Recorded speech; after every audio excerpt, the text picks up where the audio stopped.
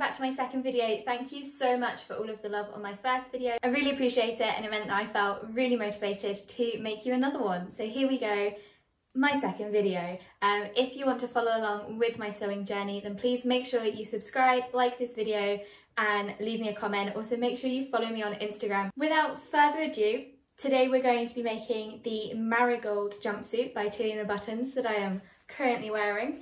If you don't want to watch the entire process, then please forward to the end. I'll put a timestamp here, and you can just skip ahead and see how much I paid, the final result, and what I thought of this make.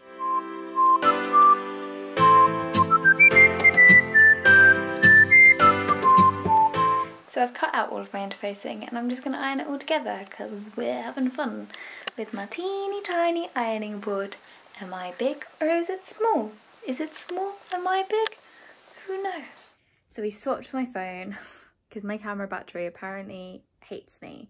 We're now on, why do I say we? I'm doing this alone, people. Although you're following, so I guess it's we. We're in this together. We're all in this together. Can you tell I like Disney? Anyway, I am currently just doing the pleats in the front of the trousers, so I thought I'd show you those. My mum taught me how to do them. Who knows if she taught me the correct method? I'm sure she did, but this is how I do them. So I have marked the fabric on what I think is the wrong side. We had a drama. So I'm thinking this is the right side and this is the wrong side because this is darker and this is lighter. That's what we're going with. We're sticking with it. So I've marked them out, and I'm just going to stitch a line from here to here on both. So now I am laying the front trouser pocket pieces with right sides together with the front trouser leg, she says, not knowing which is the right side. Helpful, there we go. So I'm going to line these up, and they've got really helpful notches on them. You can see here where I've done those. So that just helps you with guiding them to make sure that they're lined up neatly together. I've gone rogue. So the pattern doesn't call for top stitching of the pockets, but I always think it just looks so much neater when you do. So you can see here where I've just got the line of top stitching, and I just think it makes it look a little bit more detailed. And I've put the pocket bag on, and that's all lined up ready to go. So I'm just going to do the other side now. I put the trousers together because I got stressed and I'd cut them really badly, so I didn't want to show it on camera, but I've put them together now. Go inside! I'm interested to see. I think they're going to be quite revealing because the fabric's quite clingy, but so far they're feeling good. If anything, they're just going to be a pair of comfy trousers, right? Right? I can smell my dinner is almost ready, and it's like 7:30 and I'm hungry and I need to tidy up this chaos. I'll show you the chaos so that me and my dad can work tomorrow. So I might have to stop here. I'll see what the next step is first and then decide. That's the plan. It's 2 days later, and I was really looking forward to finishing my jumpsuit, doing some sewing today, and we've had a drama in that my house has no heating and no hot water. So I'm currently wearing my hat that I made myself last year, fun fact, and I'm gonna try and sew with hands that are so cold. So I have done the bust darts and they match up perfectly, so I'm very pleased with that.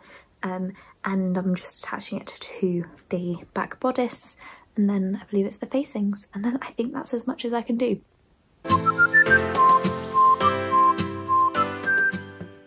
The not very grand reality of making mistakes. So my overlocker didn't cut properly and I didn't notice. So this is all super bulky, and you can see it's just gone really horrible down here. So I'm gonna chop all this and do it again. I'm very disappointed. I ordered some zips on Amazon, which I will show you here, which I thought were going to be multicolored, and I'd be able to use one for my jumpsuit so that I could get it nearly finished, and this arrived.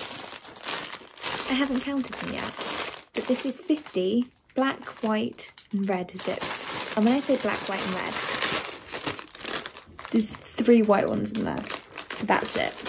So this is going to test my concealed zip skills.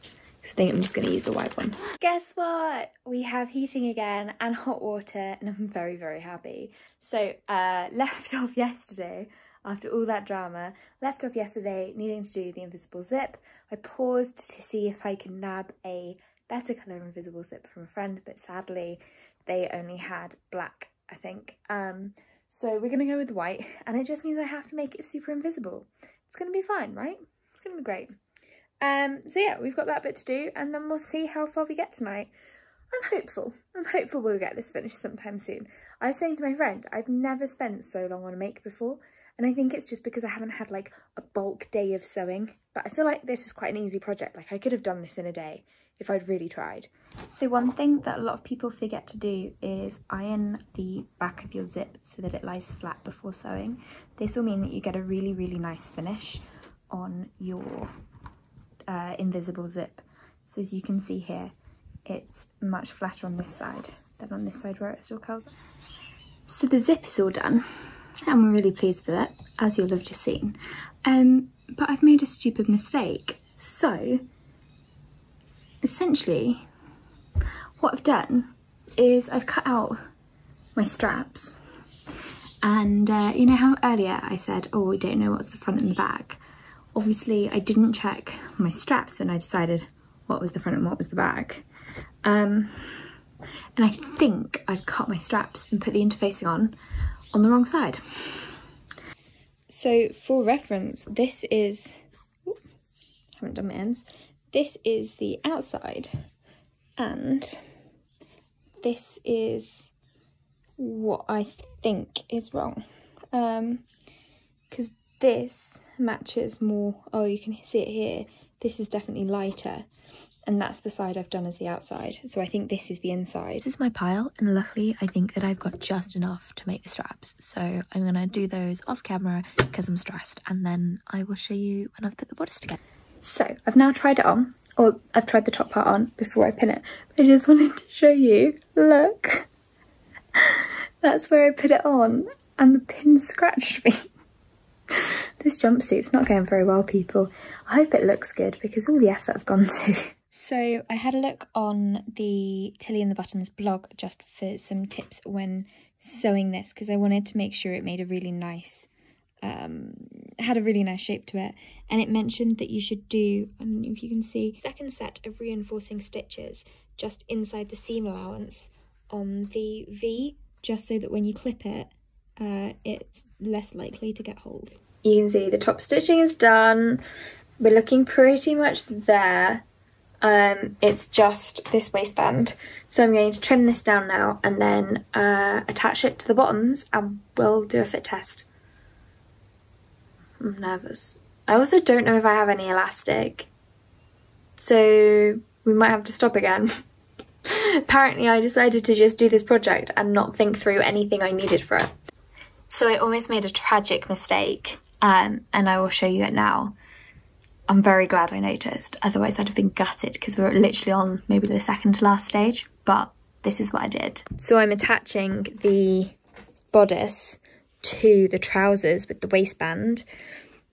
This is the front of my bodice, this is the front of my trousers. If I'd done it like this, it would have been inside out. Idiot. What have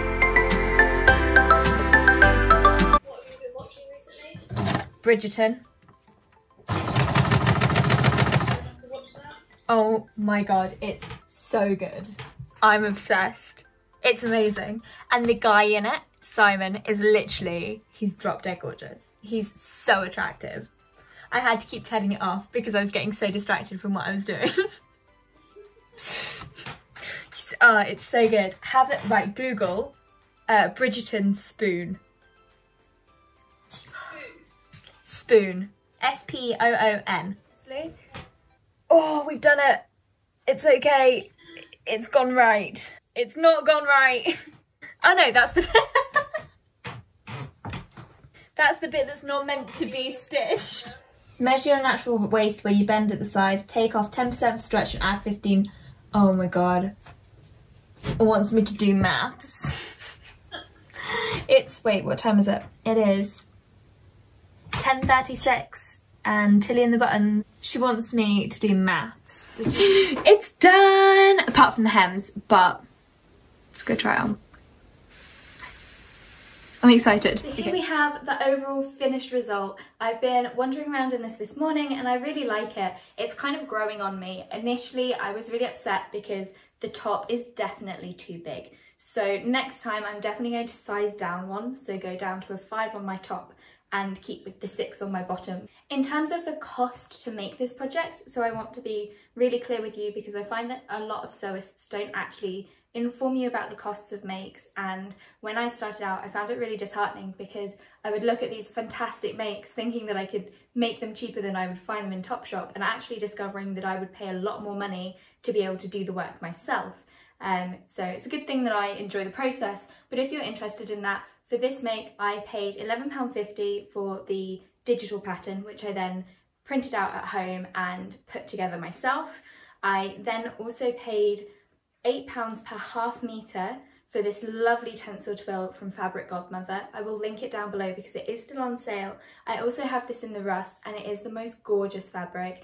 It was quite difficult to work with, so I would say if you're a beginner, don't go for Tencel twill because it is very slippery, but it's made up really nicely. It has a really nice drape to it and I couldn't have picked a better fabric for this make. So in total, I believe I got 2 meters of this fabric, which came to £38 in total. So we're looking at about £50 just to make this jumpsuit. For me, 100% worth it. I do really like it. I just wish that I had got the fit a little bit better. As for the pattern, I have a love-hate relationship with Tilly and the Button patterns. My first ever make was the Mila dungarees, and I found that the sizing, it just didn't work for me. I had to go in between sizes a lot, and the instructions weren't as easy as it makes out to be. I know her Make It Simple book is meant to be really self-explanatory, but there were a couple of parts with this where I really did have to rely on her blog and on my own knowledge to be able to work out what they were talking about in the instructions. Even though I got a little bit stuck in places with this, it was really easy to find out the information I needed. So overall, the cost we're looking about £50. In terms of hours that it's taken me to make, it's taken me about 12 to 14 hours. And even though the top is not perfect, I would definitely make this again, and I've got some pink linen arriving this week that might just get turned into my second version of these. I really hope you enjoyed sewing along with me. I think there are a lot of things that I've learned during this in terms of filming and sewing at the same time, so I promise you that my next make I will do better in terms of lighting, setup and everything else. As I said before, please subscribe, leave me a comment and hit that like button just so I know that you're enjoying what I'm doing. And if you have any suggestions, then please pop them in the comments below or send me a message on Instagram. Anyway, I hope you have a lovely week and I will see you next weekend. Bye!